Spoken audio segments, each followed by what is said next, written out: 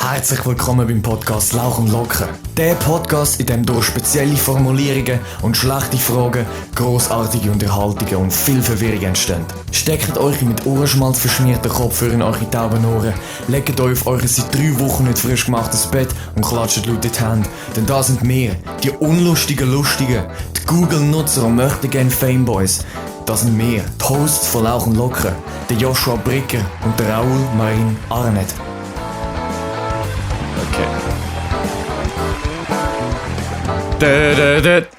Und wir sind wieder zurück. Ich find's so toll. Ja.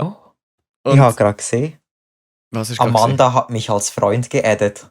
Oh, toll. Das ist, weil ich dich markiert habe. Gerade schön Snap verschickt, dass wir eine neue Podcast-Folge am Aufnehmen sind. Und da sind wir! Oh mein Gott! Und wie ihr schon gehört habt, ist der Raoul auch wieder am Start mit seinen wunderbaren Lockern. Sag mal Hoi! Sali! Ganz toll, wunderbar! Nein, wie geht's dir? So wie immer, und dir? Ja, passt. Man überlebt, oder? Man kommt durch. Gerade noch so. Dann wenn wir schon mal beim Thema Snapchat sind, gerade vorher. Ja, gell. Jungs. Wir haben gerade vorher Snapmap angeschaut. Und wie heisst es? Rapperswil. Rapperswil, ja. Ich weiss nicht, ich tue das jetzt im Handy aufnehmen, wenn ich da drauf rumticke. Man hört sicher, dass du... man hört auf jeden Fall... Ey, man sieht sogar Snapmaps von Niederlanden. Ich gehe jetzt mal nach Rotterdam. Also Junge, Leute, dass ihr einfach... Jungs, einfach, dass ihr wisst, was wir gerade reden. Es gibt jetzt so neue Funktionen. Ich weiß nicht, wie neu sie wirklich ist. Ich glaube, die gibt es einfach schon lange. Okay, auf jeden Fall habe ich es erst jetzt gerade vercheckt. Dass man auf der Snapmap so rote Punkte kann anschauen. Ja, ich bin definitiv der... Das wissen 100% schon alle. Und dann kann man ja so Snap-Stories anschauen von so Leuten. Und wir sind da jetzt gerade so ein bisschen am Rumscrollen gewesen, und dann sind wir so, haben wir uns richtig Rapperswil am Zürichsee bewegt. Und dort ist einfach Szene, es sind einfach Tausende von Leuten. Also so tönt das.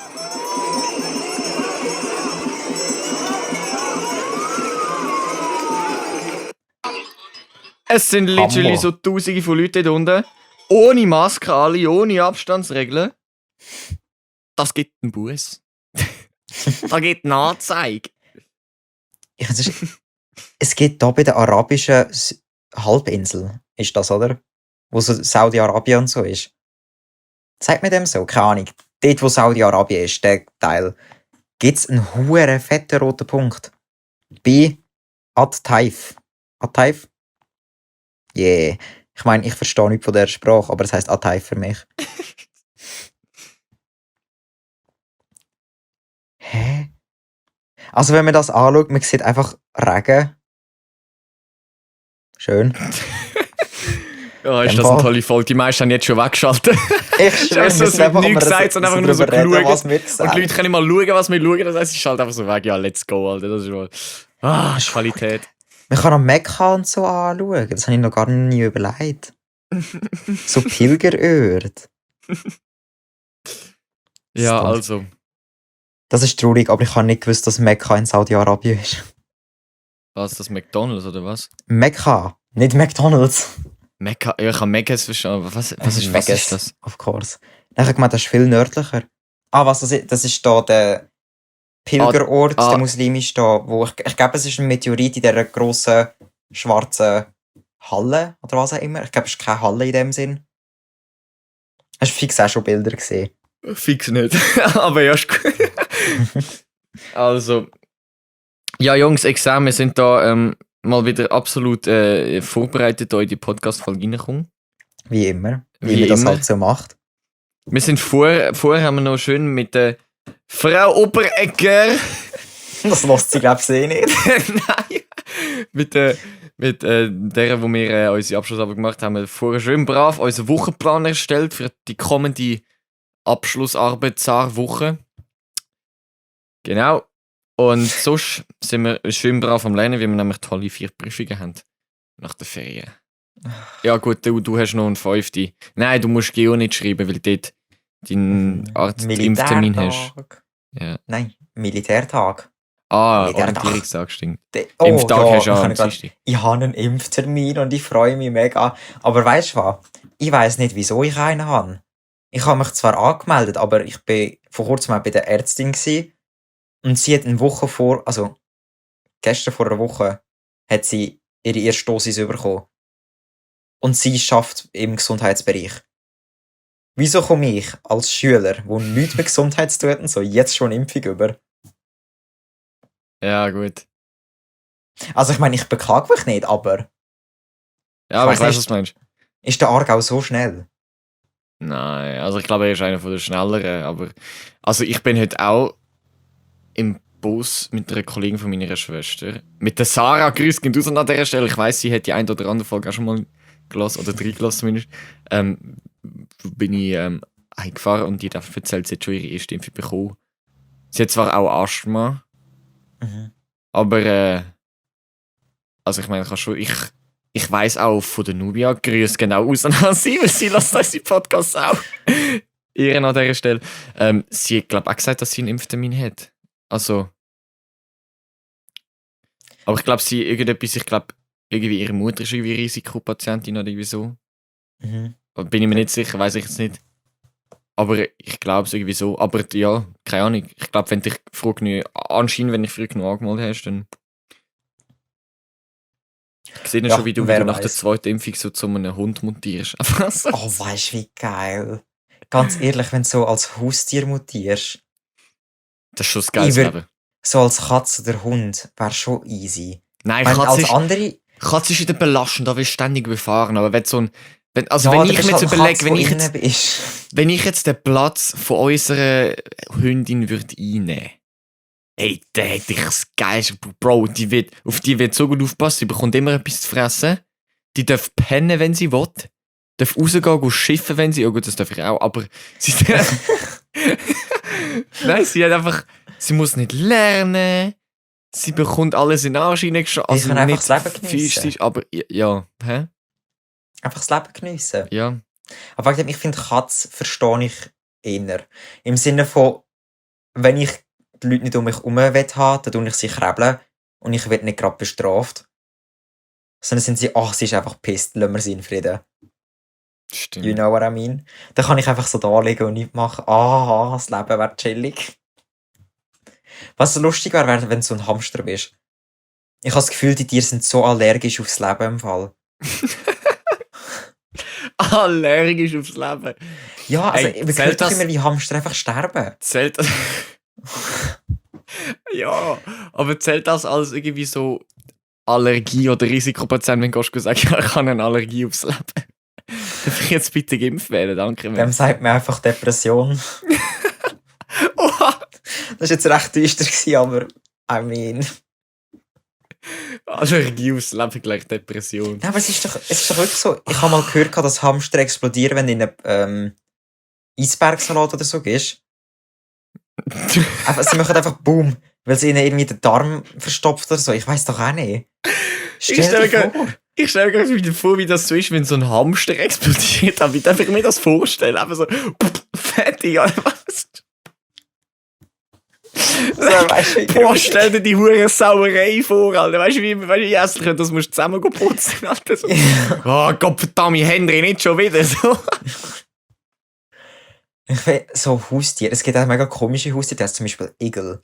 Ich finde die zwar hure cool, aber ich glaube, die gehören einfach nicht ins Haus. Definitiv nicht, nein. Vor allem, ich glaube, mega viele denken auch, es sind einfach Vegetarier oder so, aber die essen Würmer und so. Das stimmt, ja. So, schön.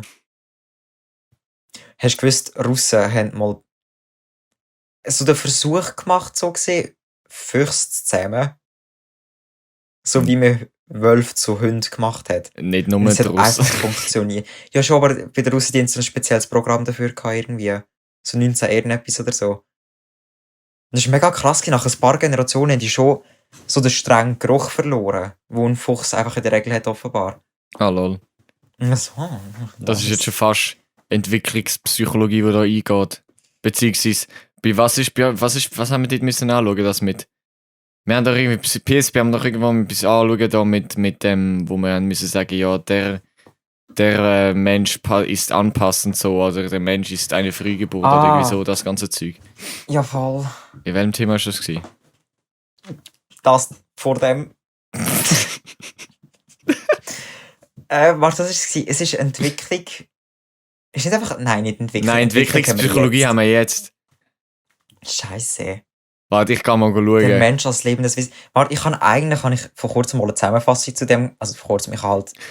Müssen wir nachholen. Soziales Verhalten, nein. Hä? Nein, ich glaube, das ist sogar schon länger her. Also prosoziales Verhalten ist das letzte Thema. Pädagogik war das Thema. Einfach Pädagogik. Einführung in die Pädagogik. Erziehung. Und Konformität ist wahrscheinlich dort auch nicht dazu. Ja, lol. Kann gut sein. Also ich sehe einfach, das sind die 5 anthropologischen Erkenntnisse. Genau. Das ist eben der Mensch als denkendes Wesen, der Mensch wird zu früh geboren, der Mensch ist in seinen Instinkten reduziert. Genau, das ganze Zeug. Ja, voll. That's fun. Ich habe das alles... Boah, die Zusammenfassung ist so lang, what the fuck. PSP ist einfach so das Fach, das du nicht kurz fassen kannst. Das ist mega brutal. Dann schön Bücher lesen bei der Abschlussarbeit. Gerade deprimiert. Das hättest du jetzt nicht müssen erwähnen. Wir brechen an dieser Stelle ab, wir melden das. Nein, aber wirklich, was ist der Sinn dahinter, dass wir in PSP 2 Bücher lesen, in Englisch 3, in Franz müssen wir, glaube ich, 2 lesen und in Deutsch müssen wir, glaube ich, auch 2, 3 lesen. Ich weiss nicht, aber Franz, dort wird die ganz hops genommen. Bro, ich brauche ein Jahr, um ein Buch zu lesen. Was wollte ich mit... Broschüre lesen. Ja, was wollte ich mit 6, 7 Büchern und dann auch noch von der Schwierigkeitsgrad in Psychologie so, dass ich es nicht mal vom Deutsch her verstehe? Ja. Es ist so unnötig, Alter. Wieso sollte ich 3 Bücher lesen, Mann? Wieso? Was bringt mir das im Leben? So, für was sind wir in die Schule gegangen? Gell? Für was sind wir in die Schule gegangen, wenn wir einfach 7 Bücher lesen müssen? Gehen uns doch die über die 4 Jahre auf, dann habe ich pro Jahr... Nein, dann muss ich mehr als ein Buch pro Jahr lesen. Aber das würde ich noch anbekommen. So knapp. Und dann... Nein, wirklich, das ist einfach so unnötig, Mann. Aber Bücher, ich finde, schade, dass wir nicht so Bücher lesen, wo wirklich, zum Beispiel Tribute von Panem. Das sind halt so... So etwas im Englischen zu lesen, wäre doch voll easy. Ja, aber es sind halt so... Ich habe eben auch schon Frau Neuberg gefragt, ob wir nicht irgendwie mal so eben Unterhaltungsbücher lesen können, die spannend sind. Mhm. Aber ich sage, nein, Unterhaltungsbücher, die gehören im privaten Bereich. Wir analysieren hier nur die guten Bücher. Ich so, okay. Sorry.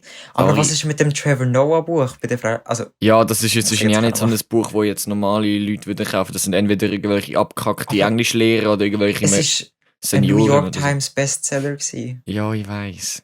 Ich weiß es auch nicht. Ja, gut, aber ja, es ist auch schon... Sie hat das jetzt halt einfach wahrscheinlich ausgewählt, weil wir einfach so ein bisschen das Ganze mit Ireland angeschaut haben und Diskriminierung und so. Dann ist sie halt so auf das Thema. Oh, yay, Apartheid. Yay, let's go. Yay, vor allem. Fuck yeah, Apartheid. Ja. Das war schüch düster damals. Es ist halt schon... Es ist hure unnötig irgendwie. Also es ist... Also logischerweise, ja, aber... Mhm. Weißt du, was ich nicht verstehe? Nein. Also in den USA. Nein. Ja, in den USA, die haben so schwache, wie heisst das, Gun Laws, Pistolenregelungen und so. Jeder Vollidiot kann mit einer Knarre rumlaufen und einfach Leute abschiessen. Wo? Und ich verstehe nicht, in den USA. Aha, ja. Ich verstehe nicht, wieso die so dafür sind. Also... So, hä? Das Ding ist halt, also ich weiss es zumindest, beim Donald Trump haben ja eigentlich alle darauf gewartet, dass nach den Attentat auf der Schule, dass er ja dann das Waffengesetz erhöht. Und stattdessen hat er einfach gesagt, ja, wir können den Lehrern Waffen geben. Das ist ja so der Skandal gewesen. Ich weiss nicht, ob du den Song schon gehört hast vom Donald Trump, den er gemacht hat. Also, Teacher getting guns, everybody's getting guns, more guns, more peace, okay. Es ist einfach so ein Typ, der richtig geil Donald Trump nachher gemacht hat. Und dann haben sie das einfach so, more guns, more peace, okay. Und dann einfach so ein Beat und dann ist so Donald Trump so am Tanzen. Es ist so geil. Ich stelle mir gerade so ein Stand-off vor, im Gang einfach von dem Kind, in dem es psychisch nicht mehr gut geht und alle wollen abschiessen und der Lehrperson mit dem Sturmgewehr. Wie die einfach so gegenüberstehen und es kommt so Westernmusik reingelaufen. Weißt du, was ich meine? Mhm. Aus dem könntest du voll die Story machen. Nein, aber zurück zu apart, also Waffengesetz meine ich. Donald Trump hat, glaube ich, irgendwie so ein Abkommen gehabt mit so der Boss von der Waffenlieferanten, Produzenten, irgend so ein Scheiß, wo ihm geholfen haben, dass er Präsi wird. Und deswegen hätte er das natürlich nicht können. Sonst wäre seine Wahrscheinlichkeit, dass er dann beim zweiten Mal nicht mehr gewählt wird, noch geringer gewesen. Plot-Twist, sie sind schon so gering gewesen, dass er ihn nicht mehr hätte können machen. Wow! Also ich weiß nicht, das ist so ein komischer Sieg gewesen. Ich warte immer noch darauf, dass er irgendwo wieder auf einer neuen Plattform anfängt zu haten und irgendwie so sagt, dass sie das Kapitol sollen stürmen. Ja.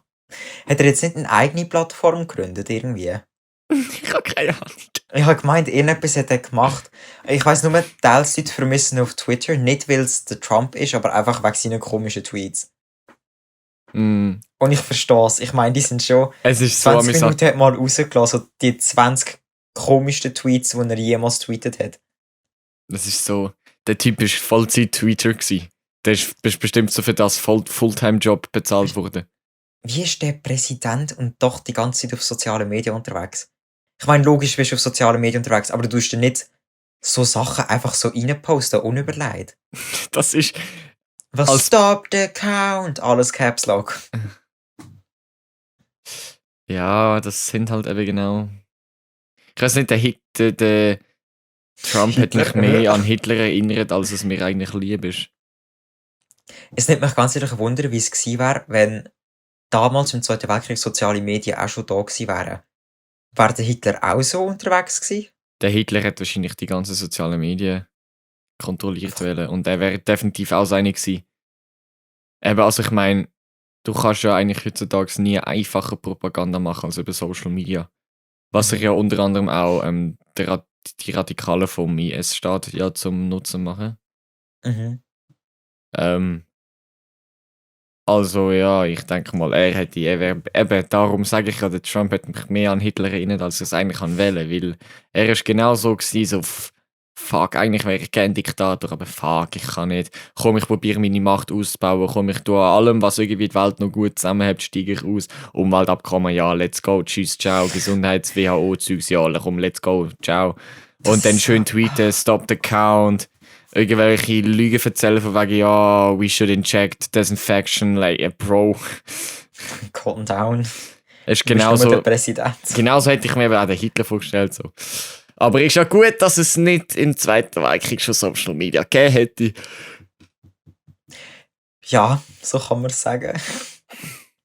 Aber es nimmt mich Wunder, wenn jetzt ein Weltkrieg passieren würde, wie das auf soziale Medien eine Auswirkung hat. Also, ich meine, lol, oder? Lol, oder?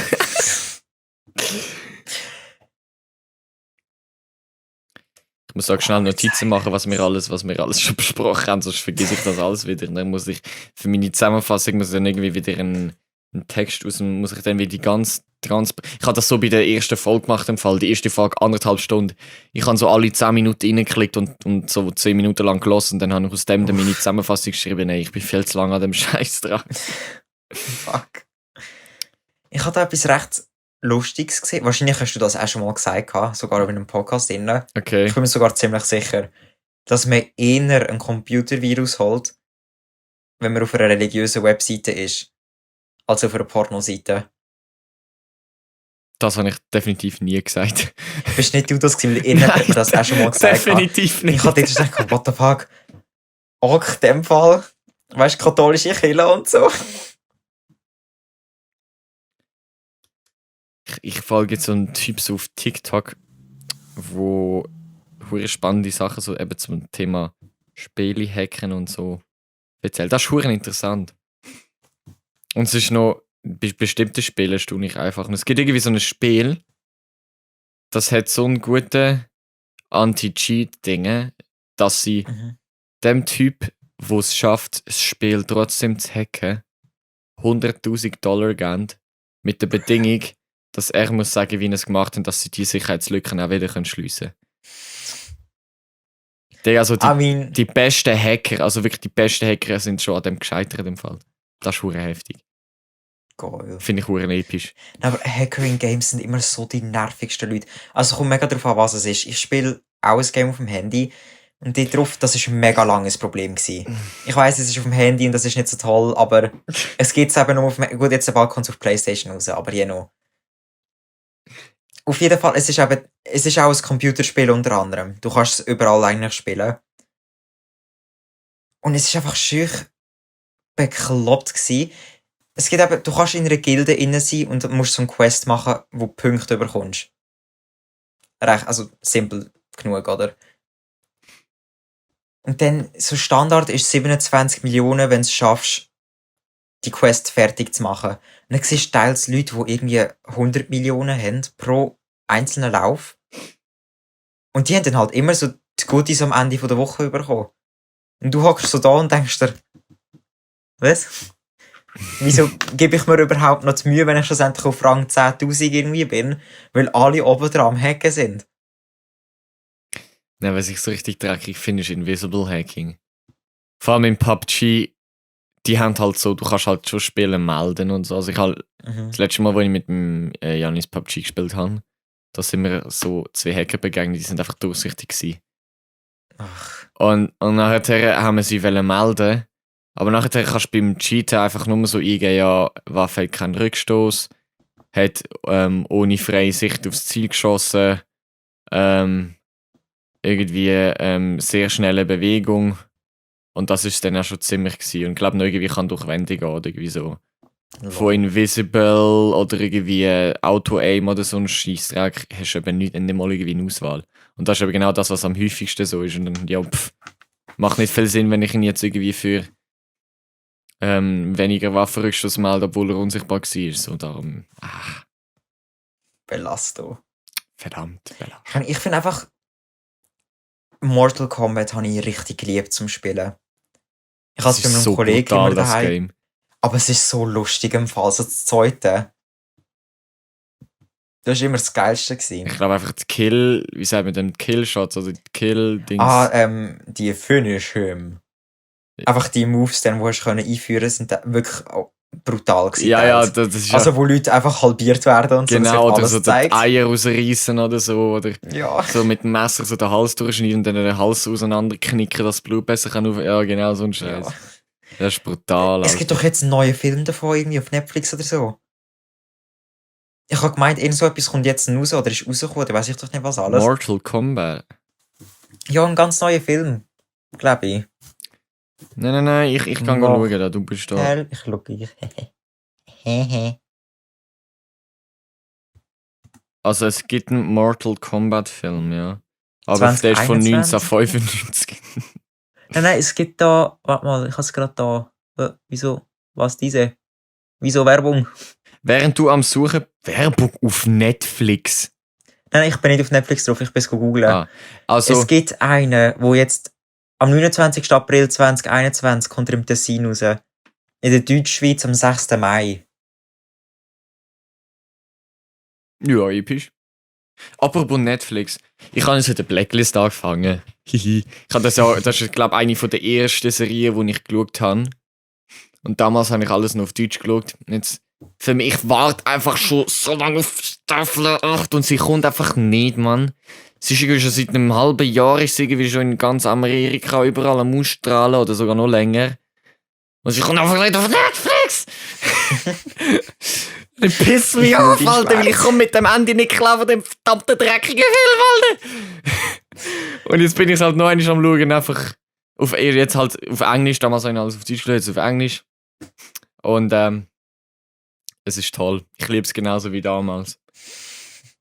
Ich bin immer noch an Vikings dran, das hast du mir ja empfohlen gehabt. Ja. Da bin ich jetzt am letzten Teil noch am schauen. Cool. Nice. Ist die riesen Schlacht schon gekommen? Welche?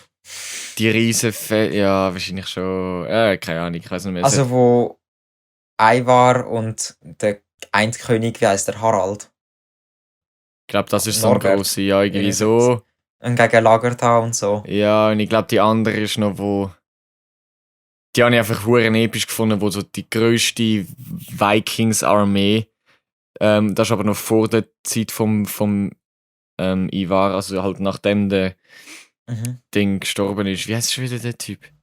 Der Ragnar. Genau. Nachdem der gestorben ist, haben sie ja so eine Revenge gemacht, wo ja alle Wikinger irgendwie zusammen gegen den König, das ist einfach so geil gesalten, wie so der König dort steht mit so einer Armee und der ist so hure stolz für ja, weil ja die grösste Armee von der Welt, dann kommen einfach so 2 Millionen Wikinger auf ihn zu. So. Aber das Ding ist, der Egbert ist einfach eins gescheit gewesen. Also der Altkönig von dort. Ja. Weil der hat ja, er ist gar nicht mehr König gewesen, der hat gesagt, ich gebe euch Land, Ja. wenn ihr mich so lasst sterben, wie ich will. Genau. Und dann dachte ich, ja lol, oder? Das war hure gescheit gewesen. Der ist auf einem anderen Level gewesen, angescheit. Er und der Ragnar. Ja, und der Richtig- Ivar, ich meine, der Ivar, der ist auch Das verdammt ist auch- gescheit, Digga, der Typ. Der ist einfach ein kleines, also so oder so ein Missgeburt. Scheiße. Als Krüppel und als, auch so, wie er sich verhaltet, halt, so, kämpft nach Macht, will zu viel Macht. Ich hasse solche Leute. Naja, Ich finde, im Moment von all denen, die noch am Leben sind, ist mir, abgesehen von der Lagertha, der Ube am sympathischsten. yes. Ich finde alle anderen, vor allem Ube seine Frau.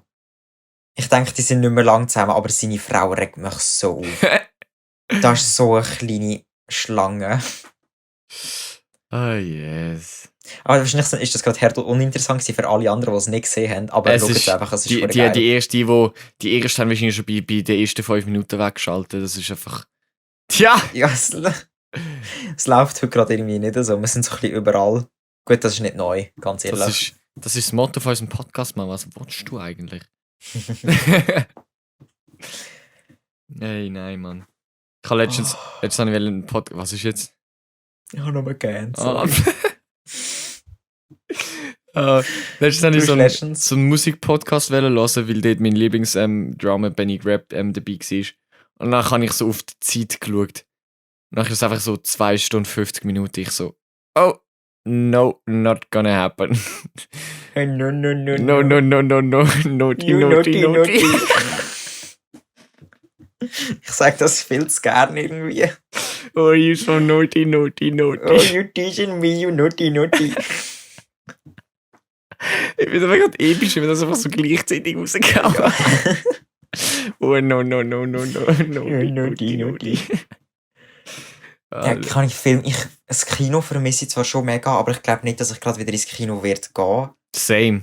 Also, nein, eben nicht. Also, beim zweiten Same. Also, ich vermisse Kinos hart nicht, Alter. Ich bin so selten in Kinos gegangen. Wenn ich dort bin, dann, ja, geil, schön, toll, aber es juckt mich schlimm nicht, Alter. Also, wenn es gut läuft, und das ist dann gehe ich oft, dann bin ich fett im Lauf, einmal im Monat. Das ist bei mir Das ist bei mir abnormal Film. Das ist richtig viel für mich. Ich gehe so normalerweise, so bevor ich so Kollegen kann wie Tria, die mich immer ins Kino zeigen, bin ich so normalerweise so 1-2 Mal im Halbjahr oder so gegangen. Und das ist viel zu viel. Wenn irgendeiner mal so ein geiler Film rauskommt, wo du denkst, ja, den muss ich schauen, dann bin ich gegangen. Also ich glaube, das letzte Jahr bin ich glaube 2 Mal oder so im Kino gewesen. Das ganze Jahr durch. Es ist einfach... Ja, also ich meine, letztes Jahr war halt heavy gewesen. Letztes Jahr, was? Nein, warte, ist egal, vergiss, was ich gesagt habe. Nein, ich weiss nicht, aber wenn ich so an die Oberstufe zurückdenke, und dann auch, also ich habe ja das 10. Schuljahr gemacht, jetzt sind wir fix einmal im Monat, also nicht unbedingt einmal im Monat, aber sicher mindestens 1 bis 2 Mal innerhalb von der Spanne von 2 Monaten. Wenn du verstehst, was ich meine. Nochmal, bitte, ich bin ganz ziemlich... Also in der Spanne von 2 Monaten mindestens 1 bis 2 Mal gegangen. Aha. Okay, ja, jetzt. Und ich meine, teils Filme, die sind einfach ein Star Wars Film, wo die neue Trilogie rausgekommen ist. Ich bin so ein Star Wars Geek gewesen im Fall. Ich müssen ins Kino. müssen. Genau, die Film bin ich aber nie schauen im Kino. Oh, ich habe die aber so gefeiert. Ich bin mir nicht mal sicher, ob ich wirklich alle Filme gesehen habe. Also ich weiss, dass ich den 7., das ist ja der erste von der neuen Trilogie, gell? Mhm. Den habe ich, glaube gesehen. Und dann habe ich jetzt den letzten, glaube noch gesehen.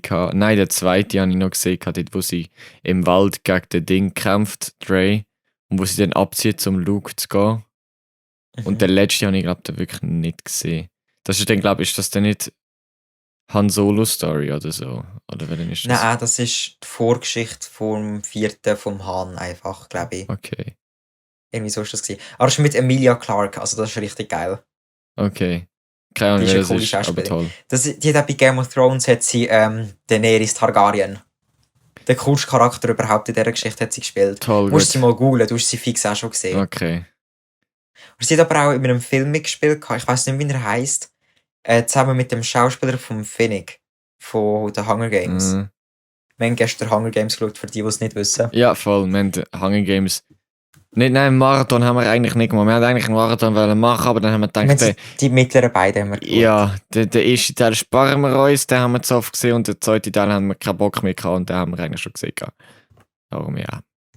Für die es gejuckt hat. Also für niemanden. Es ist voll toll. Ah, genau, ein ganzes halbes Jahr in dem Film spielen sie zusammen.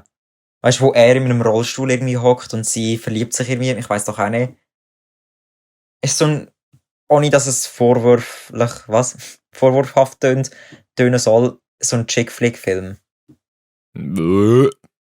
Ja, ich bin auch nicht so Fan von denen. Ich weiss einfach, dort haben sie zusammen gespielt. Aber sie hat auch bei Dings mitgespielt. Wie heisst's? I'll be back. Terminator, das ist es. I'll be back. I'll be back. Arnold Schwarzenegger, der ist es einfach. Der gewesen. Typ halt. Das ist so geil. Ich sehe ihn einfach irgendwie nicht als Politiker.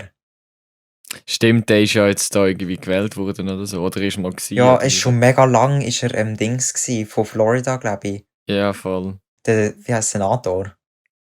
Staatsführer, haha. Staatsführer! Sorry. Führer. Nice. Oh Gott, nein, keine Ahnung. Ja, ich glaube, also.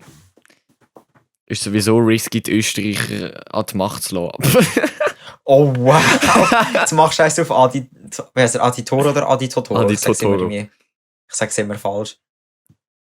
Einfach Beef mit Österreich anfangen. Ey, ich habe einfach so viel, also ich folge ihm mittlerweile nicht mehr, aber Ja, same. damals, als ich ihm gefolgt habe, habe ich so viele Videos auf meiner For You-Page gehabt, von Österreichern, wie sie das Gleiche über die Schweiz machen. Ich dachte, ja lol, oder? Ja. Nein, es ist. Ich habe letztens SRF 2 am Morgen geschaut. Ich weiß nicht, ob du das auch gesehen hast. Sie haben den Adi Totoro fett Veranstalter. Sie haben ihm so vorgespielt, dass das ORF mit ihm so ein Interview machen will. Und nachher haben sie ihn hure confronted und die Interviewerin ist dann mega ausgerastet und alles.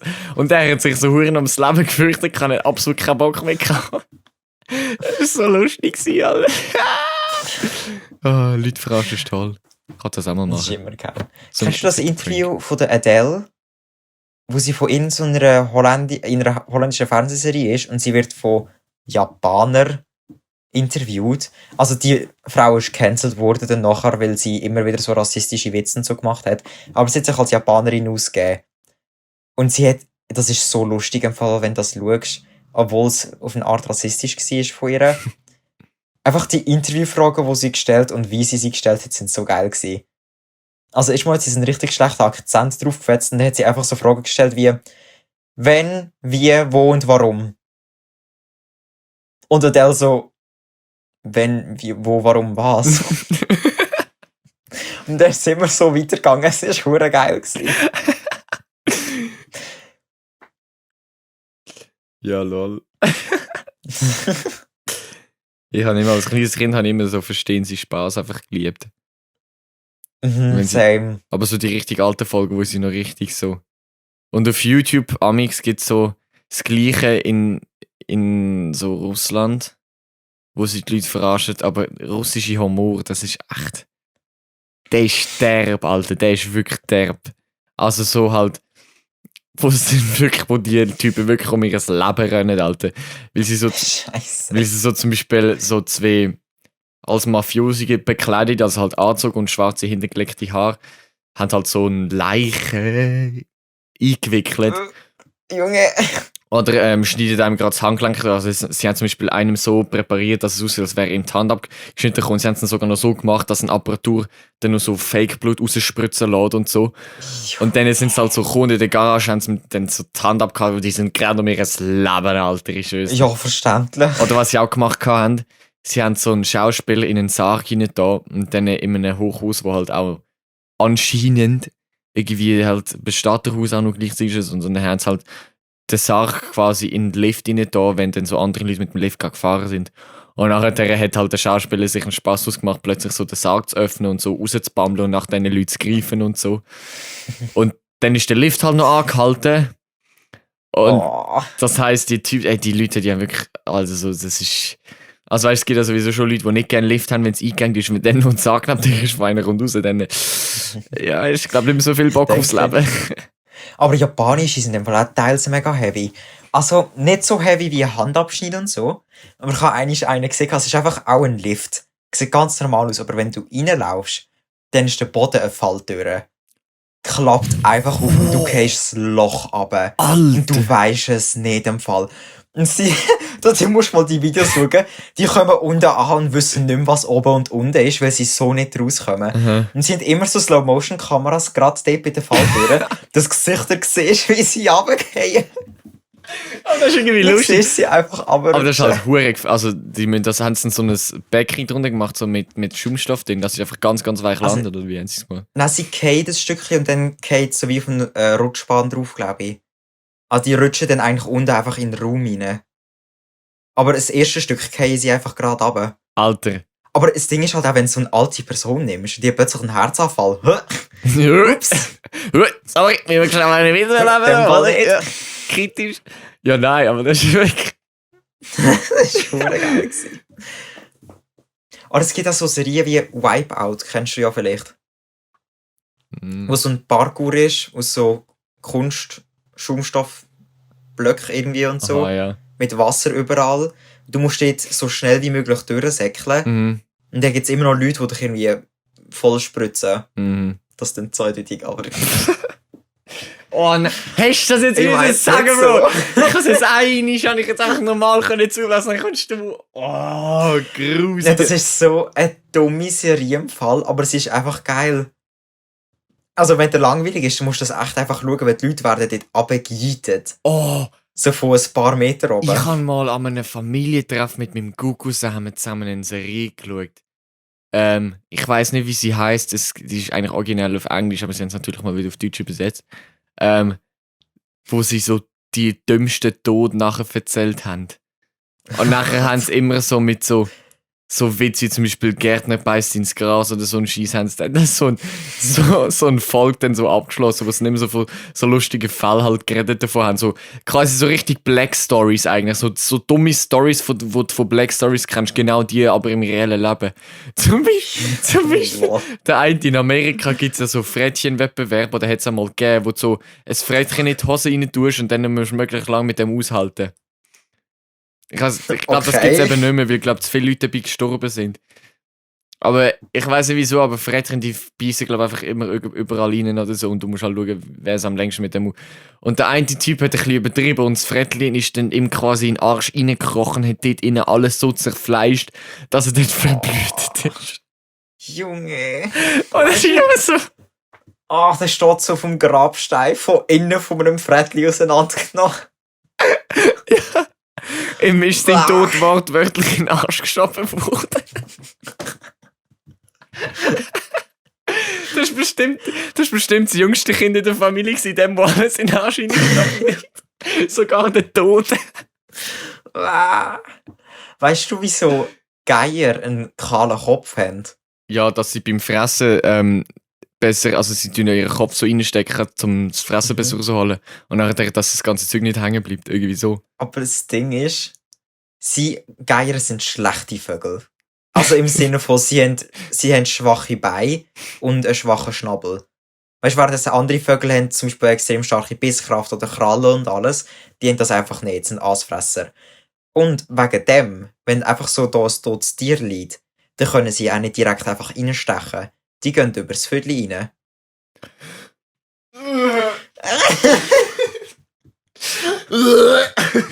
Das ist so grusig. Oh, Junge. Das ist so Sachen kann ich mir dann wieder merken. Was ist bei unserer Mutternatur falsch gelaufen, dass sie denkt, so, ich erschaffe jetzt einen Vogel, wo perfekt Kopf voran in den Arsch von einem toten Tier kann reinkriechen. Ich habe noch etwas im Fall. Oh. Wieso weiss ich so nicht, so mein Arsch Du folgst einfach den falschen Leuten auf TikTok. Ich glaube es auch.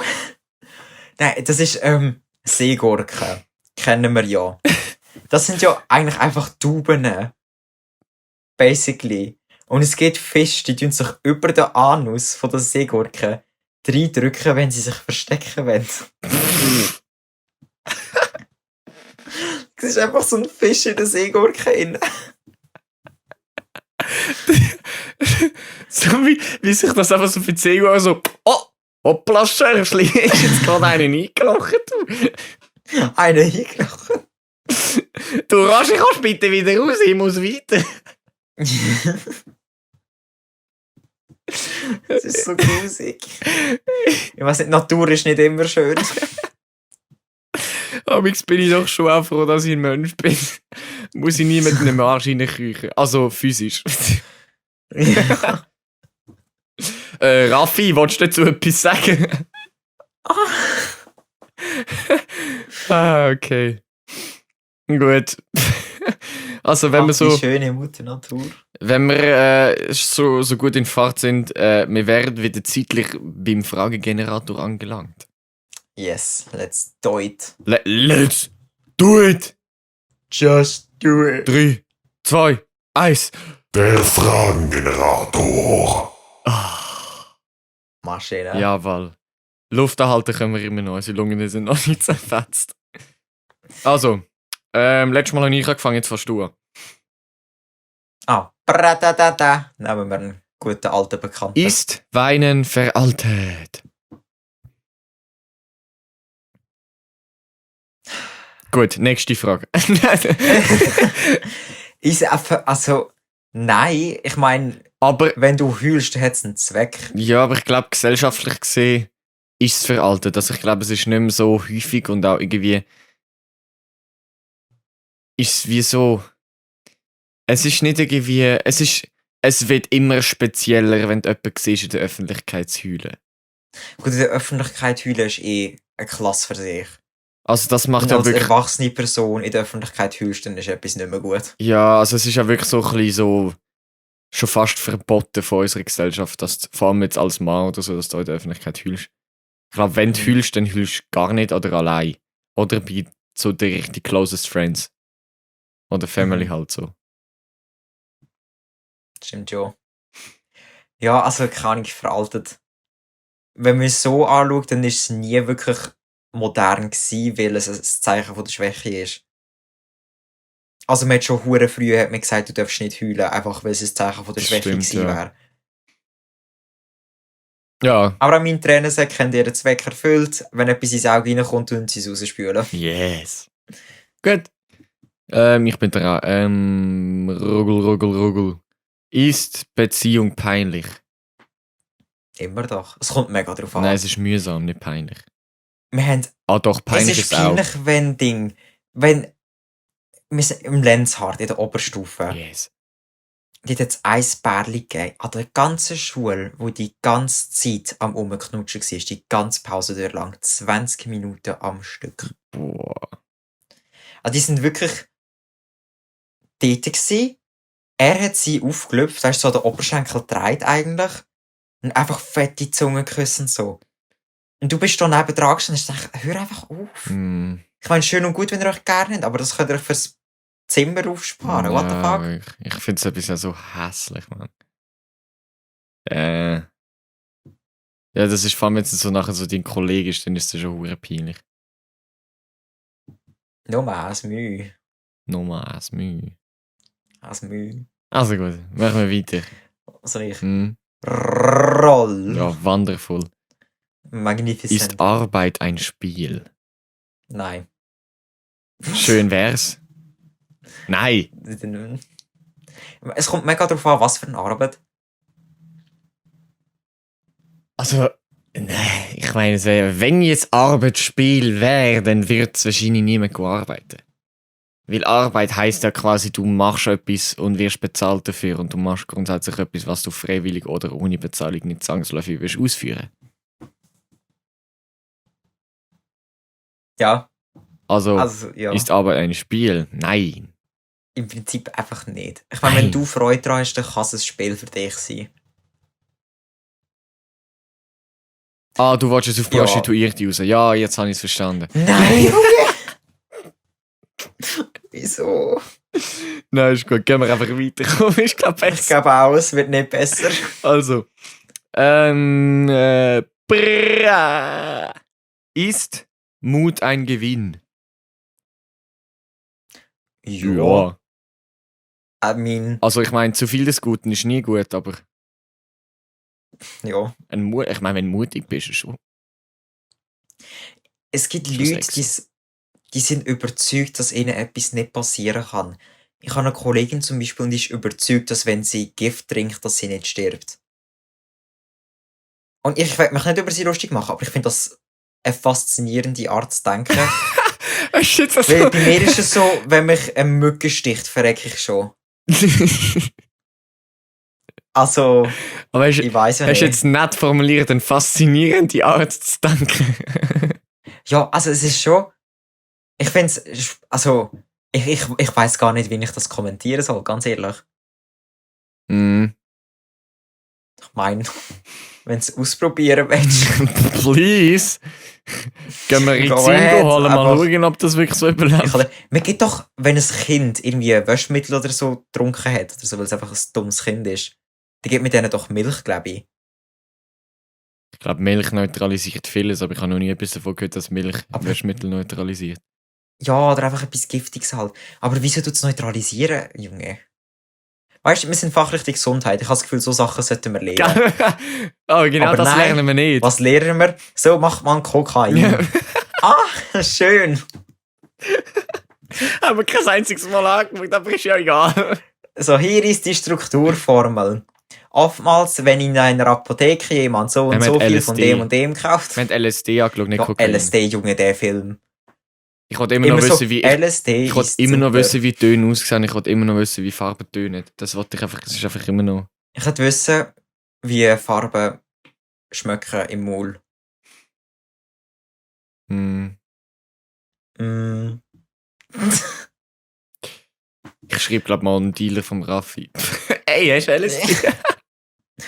Ich finde es aber so lustig, wie unser Klassenlehrer gesagt hat, es gibt im Jura oben irgendwie einen Park oder so, wo immer zu der richtigen Jahreszeit Pilzli wachsen.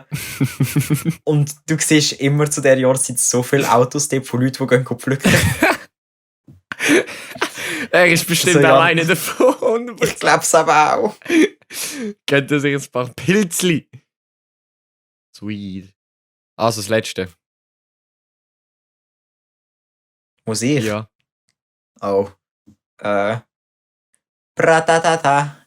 Okay. Ist Lachen peinlich? Ich kenne Leute, bei denen es peinlich ist. Ja, same. Kennst du einen die Typ, der so ja, ja, ja, ja, ja, ja. Oh mein Gott. Ja, ja, ja. Ja. Ich liebe das so her. Digga, der Typ, Alter. Ich finde es immer so lustig, wenn Leute grunzen beim Lachen. So. Ja. Das Also manchmal beim Luftholen beim Lachen grunzt sich auch, aber nicht das Lachen selber. Aber weißt du, was da man sich so dabei so so Bro, kannst du Das ist Luft geil. holen, Alter? Also es kommt mega auf die Situation drauf an, in der man lacht. Wenn du so bei einer Beerdigung bist und lachst, dann ist es einfach peinlich. Aber wenn du jetzt bei einer Hochzeit bist, gut, dann ist es unter Umständen auch peinlich. So die Brut geht um und du einfach ja, easy. Ich wäre definitiv der, der bei der wenn die Braut auf die Fresse fliegen würde, ich der, der würde lachen. Definitiv. Einfach am Kann Jubeln. ich dir garantieren. Weißt du, wenn du denkst, es dauert nicht mehr so lange, bis Leute vielleicht sogar schon heiraten, die wir kennen. Der Gedanke ist viel zum Isa, Verarbeiten. willst du heiraten? Hast du dir gerade ein Geständnis da machen oder was los? Nein. Bro, what the fuck, sie ist einfach die Älteste aus der Klasse. Ist sie jetzt eigentlich 18 oder 19? Wenn wir Ich habe jetzt so eine gehofft, dass du das Diskussion jetzt nicht fragst, weil das nämlich traurig ist, dass wir als das Alter von unseren Kolleginnen Vor wissen. kurzem hat sie so gesagt, ich bin auch schon 18. Nein, ich glaube, sie ist Aber 19. auch Ich schon. habe gemeint, sie ist 19. Oder? Ich habe eben auch das Gefühl, sie hat doch erst gerade gefeiert. Ihre Ja, ich bin mir 19. ziemlich sicher, dass sie 19 ist. Wobei nein, sie hat gesagt, warte, wenn wäre das Zeugs 28. Am 28. hat sie Geburtstag, nicht April. Das ist der Mai. Für mich ist sie trotzdem noch 19. Nein, ich weiß es nicht. Ich habe gemeint, sie ist Das 19. verblüfft mich voll. Schuketh. Ja. Ja, aber stimmt, meine Schwester ist auch Ja. 19. Die wird es ja schon gleich 20. Verdammt, Alter, sie sieht eben aus wie 15. Meine Schwester Nein, das stimmt nicht. Ende Sie Jahr hat jetzt neue Brille. 21. Sie hat jetzt neue Brille. Jetzt sieht sie schon aus wie 17, 18. Sieht sie jetzt schon aus. Ich finde es auch toll, meine Schwester wird genau wie ich auch immer noch kontrolliert, wenn wir Bier kaufen wollen. Ja, aber das ist. Und sie ist einfach 21, also Ende Jahr dann. So, schöne. Der Raffi ist aber auch so. Der Raffi sieht einfach auch wirklich immer aus wie so ein 14-, 15-Jähriger, Alter, wo wir haben wollen Bier kaufen im Kiosk, Alter. Dem wir noch müssen den Ausweis zeigen. Das ist wirklich. Du hast ihn nicht müssen zeigen. Doch, ja, nein. Ich habe ihn müssen zeigen, weil der Raffi hat seinen Swiss Pass gezeigt. Und dann hat sie nicht akzeptieren und dann habe ich halt meinen Ausweis gezeigt. Okay. Alter, ich weiss noch, wo ich einiges mal wollte Smirnoff kaufen im Denner. Und ich habe nicht gewusst, dass im Denner einfach alles Alk, auch Bier und so ab 18 ist. Bier? Ja, es ist im Denner ist Ich alles. weiss, Smirnoff ist ja Wodka drin. Ja, ich glaube, Smirnoff ist sonst auch schon ab 18, was ich nicht gewusst habe, aber das ist ja scheißegal. Aber sie hat gesagt, alles ab 18. Und dann habe ich so meinen Ausweis gezeigt und so und sie hat dann gesehen 03. Und dann hat sie es einfach müssen mit der Tasche rechnen, ausrechnen. Und ich so, ja, Mate, kannst du Also. rechnen, Kollege? Wenn es heisst, ab 18, ich bin 03 geboren, dann kannst du das doch ausrechnen, hure Siech, Mann. Sie hat das wirklich müssen eingeben. Ich so, oh, tschüss, Alter, Matti, hast du auch nie gehabt in der Schule. Maschine. Vor allem, weißt du, wenn es darum gegangen wäre, so um einen Monat oder so, zum schauen, ob ich wirklich 16 bin, hätte ich es auch vielleicht noch verstanden, weil das war die, wo ich relativ frisch 16 geworden bin. Aber 18, Bro. Aber im Denner, wirklich? Also sie hat es einmal gesagt, sie hat gesagt, alles ist ab 18. Alles mit Lol. Alk ist ab 18. Also ich bin jetzt schon ein paar Mal auch mit 16 irgendwie Bier oder Summersby oder so geholt. Also in dem Denner, dort wo die Migros drinnen ist auch. Also in dem Gang, in dem bin ich gewesen, nicht in dem bei der Polizeistation. Ist ja bei der Polizeistation? Ich weiss nur vom Ding. Ah, der gibt es ja beim gar nicht bei Bahnhof. der Polizeistation, das ist ein anderer Laden. Das hat mal den Beim gehabt. Bahnhof.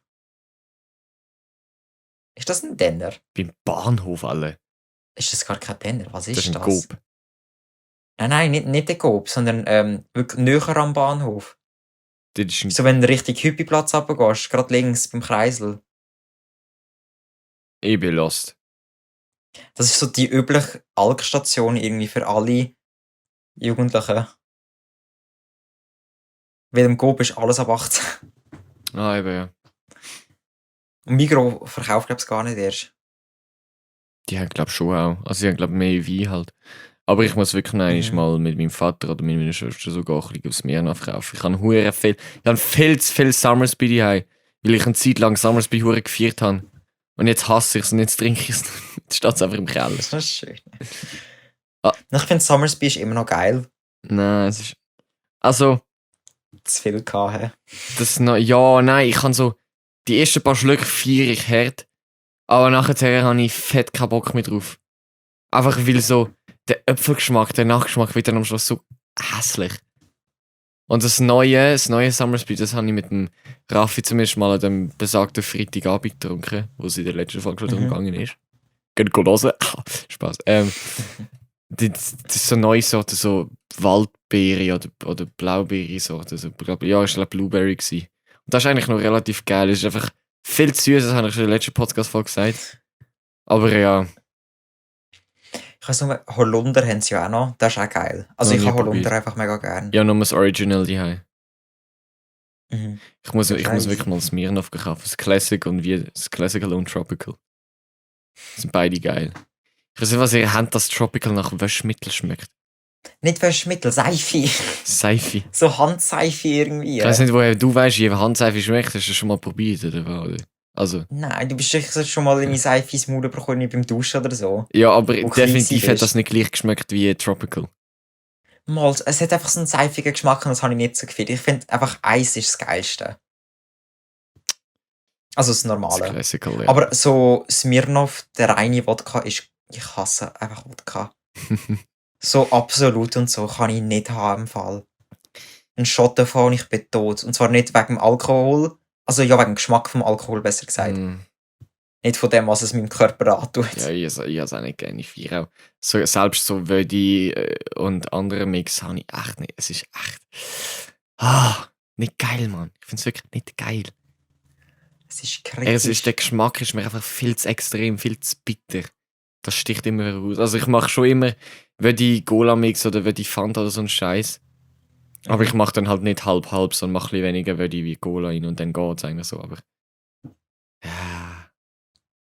Ja. Ich kann Wodka nicht mit Cola mischen. Den Geschmack, ich mag ihn nicht mehr verleiden. Beim Abschlussfest von der Oberstufe, dort haben wir Rum gehabt. Und ein Kollege von mir hat Rum. Und zwar nicht, weißt du, ich habe gesagt, ein kleiner Gucci's Cola, weil Rum Coke, wie immer das heisst, ist ja ein Drink. Mhm. Und der hat mir das halbe Glas gefüllt gehabt. Ich dachte, ja komm, wie schlimm kann es sein, ich habe Cola drin. Ein Schluck und ich habe gewusst, das leere ich aus. Das trinke ich nicht und das gebe ich auch niemandem, weil das zu grusig ist. Ja. Bah, Ja, aber es ist... richtig brutal. Mein Vater hat letztens, glaube so ein... Ich weiß nicht, ob es ein Whisky war oder ein Rum. Ich glaube, es war Rum. So ein 25-jähriger Rum aufgemacht. Ey, das war so hässlich gewesen. Und Whisky finde ich auch... Ich weiß nicht... Ich kenne so viele Leute, die Whisky so anders feiern und ich finde es so hässlich. Ich finde, Whisky geht eigentlich noch. Ich finde, es Also es ist zieht einfach brutal Hure. teuer, wegen dem würde ich es nicht kaufen. Ja, klar, Whisky ist verdammt teuer. Ich finde so Troika ist immer gut. Troika ist geil. Passoa ist 15 bis sowieso 16 Passoa. Ich kann Stunden. Spur trinken, Alter. Das ist so süß. Teils Troika, aber auch der Waldbeer-Troika zum Beispiel, der schwarze. Mhm. Den kannst du locker einfach so trinken im Das ist so Fall. gefährlich, Mann. Mhm. Ja, du. Hast du noch irgendetwas hinzuzufügen? Nö, ich glaube es Dann nicht. darfst du mit dem Schlusswort kommen. Ui, was habe ich für ein Schlusswort? Was habe ich für eine Weisheit?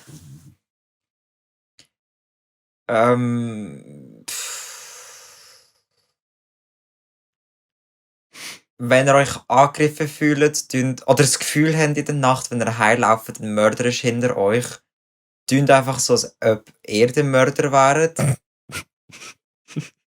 Und tönt, falls jemand auf euch zusäckelt, nicht umdrehen und wegsäckeln, sondern auf sie lossäckeln. Das ist aber, ich weiß nicht, ob das sogar nicht eine Filmszene ist, so ein geiler Film ist, wo so umdreht, nachher plötzlich der Mörder einfach so wegrennt, wie einfach der andere Typ so. Ja. Also, verschnüffelt. Es ist einfach so voll out of context jetzt, aber finde ich episch. Ja, Weise keine Ahnung, Wort. das ist mein Weise Schlusswort. Wort, Jungs. You're welcome. Das ist ein Survival-Tipp. Ist eine Säure-wie-Welt. Eine Säure-wie-Welt. Survivre. Mais oui. Mais oui. Oui. Hast du noch weise Worte zum Anhängen? Nein, definitiv nicht. Ich bin kein weiser Mensch. Ja, In dem Fall. Jungs, einen schönen Sonntag wünschen wir euch. Guter Start für alle, die jetzt Ferien fertig haben. Und weiter es durchheben an die keine Ferien haben, wie sie mit arbeiten. Ja. Genau. Gut zu überleben. Gönnt uns mal Und- etwas von eurem Lohn, Guys. Spendet. Ja, das wäre nur sozial. Ja. In dem Fall. Ciao zusammen. Ade wohl. Adieu. Das war es leider auch schon gewesen. Die schlechten Fragen sind alle beantwortet und die unlustigen Witze von den spontanen Gulu-Gulu-Nutzer und möchten gerne Fanboys Josh und Raoul beantwortet wurden. Wir hoffen, dass es euch ihre Zeit wert war, unseren Blödsinn anzuhören. Falls ihr noch irgendwelche Fragen oder Ideen hättet, könnt ihr die uns gerne einfach anschmeißen. Und wir bedanken uns ganz vielmals für eure Unterstützung. Bis zum nächsten Mal. Ciao zusammen. Peace out.